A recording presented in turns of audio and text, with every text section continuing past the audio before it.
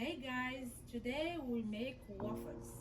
We need salt, little salt, 1 teaspoon baking powder, 2 eggs, 2 teaspoon vanilla sugar or any vanilla flour, 300 grams flour, 40 grams sugar, 500 milliliters milk, 70 grams melted butter.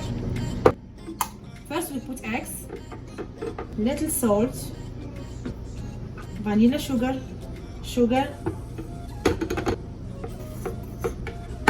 then we mix.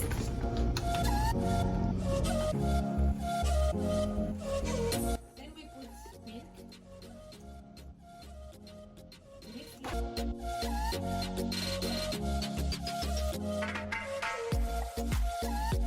Flour.